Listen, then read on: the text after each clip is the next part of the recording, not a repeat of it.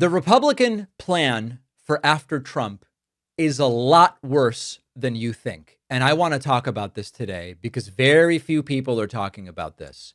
There's this, I think, comforting idea to many that comes up whenever Donald Trump does something especially unhinged. And it's the following idea. If Republicans could just get rid of Trump and replace him with a normal Republican, everything would basically be fine. And there's this idea that if you could, bring back someone like a John McCain, or maybe if Mitt Romney decided, oh, I want to go back and run for something, that if you just put in someone like a McCain or a Romney as president, everything basically would be okay because they are far more normal than Donald Trump. Now, that would be better in some ways. If you put in a conventional Republican, it would be less chaotic. I presume that they would be less obsessed with revenge compared to Trump. They would be less likely to spend every day posting deranged conspiracy theories and AI slop. Fine. And I've even said I would rather go back to when we were arguing about the top tax rate rather than doing election denial, authoritarianism, threatening political opponents, threatening media that you don't like. Of course, I would rather be in that situation. But even that framing is deceptive, and I'll tell you why. All of that talk creates this imaginary Republican Party where they're basically like us, but they want a slightly lower tax rate and a little bit less government spending.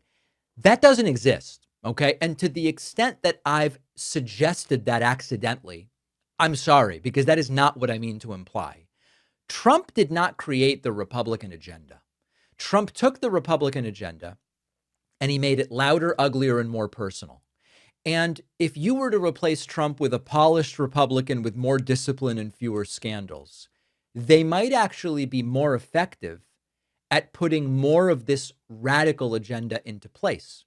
Start with elections, for example. The Republican project, beyond Trump, still includes insane gerrymandering, voter restrictions, partisan election administrators, a judiciary that protects Republican policies. And then Trump adds to that election denial. But the effort to lock in minority power predates Donald Trump significantly. That doesn't go away when Trump leaves. Okay, that's number one, elections. Number two, federal government. Trump wants to fill agencies with people that are loyal to him. A normal Republican might talk about efficiency and accountability. The practical result is probably still agencies are weak, career experts are pushed out, and there's very little government oversight. Not that much of a difference from Donald Trump. Topic 3, deregulation. Republicans say we've got to cut red tape. What it means is fewer people enforcing labor laws, fewer people enforcing environmental protections, fewer people enforcing civil rights rules, and fewer consumer safeguards. Trump will announce it with a ridiculous stunt. But a competent Republican, like a Marco Rubio, would do a lot of the same stuff. They would just do it quietly. We then get to the economic agenda.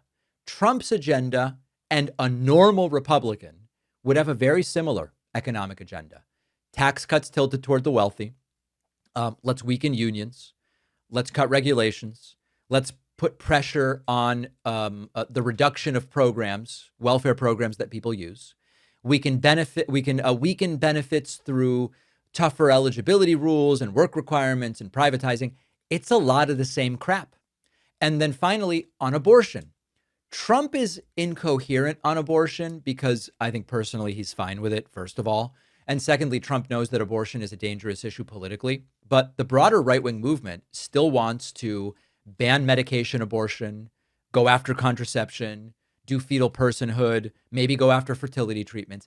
It's kind of all the same stuff. So the point here is, if you look at all those areas, or you could look at mass deportation, normal Republicans still want to do workplace raids and surveillance and detention facilities. They might just not do it as cartoonishly as Donald Trump does it. Education, your normal Republicans are not that different from Trump. So is Trump uniquely dangerous? Yes. His election denial is dangerous. His personal corruption is dangerous. His authoritarian instincts are dangerous. His fixation on revenge is dangerous. But if you replace him with someone who is basically the same but accepts election results, is it an improvement? Yes, it's an improvement. But better than Trump is a really low bar. And a normal Republican might have calmer press conferences. They might have fewer scandals, but they would still push the same damn underlying agenda of minority rule and upward redistribution, weakening public programs, abortion restrictions, mass deportation, deregulation, conservative control of the courts. All of that would stay. And so our challenge, what we really have to think about is we don't want to confuse a normal presentation with normal policy. You could get rid of the Trump circus and then fewer people might recognize the emergency. And if you put in a quieter, smarter Republican, they could just get better at achieving a lot of the same crap that Donald Trump wants to do. So this is an important framing for us on the left to keep in mind as we go into 2026, but more importantly, 2028, which is it is very plausible. It's not a guarantee, but it's plausible that whoever ultimately ends up being the Republican nominee in 2028, in terms of tone and appearance, is going to seem way more normal than Donald Trump. And as a result, we are maybe going to think that they are far less dangerous, but understand that they might just be better at passing a lot of the same stuff Trump would pass if he could do it. And we don't want to take our eye off the ball in that respect. And it is very important, this is just a hypothetical. Rand Paul is a Republican who sometimes, because he's a libertarian, civil libertarians and left libertarians will sometimes overlap with some of the stuff Rand Paul wants. Not all of it, not nearly all of it. He'd still be terrible. But sometimes we can hear Rand Paul and we go, oh, that sounds kind of reasonable.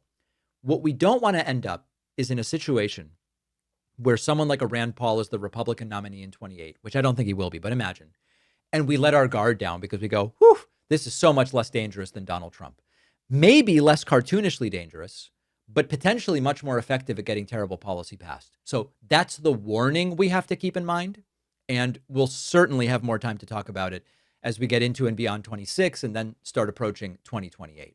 Thanks for watching. Check out this other video. And if you like our content, make sure to subscribe so YouTube puts our videos in your feed, and subscribe to the podcast on Spotify and Apple.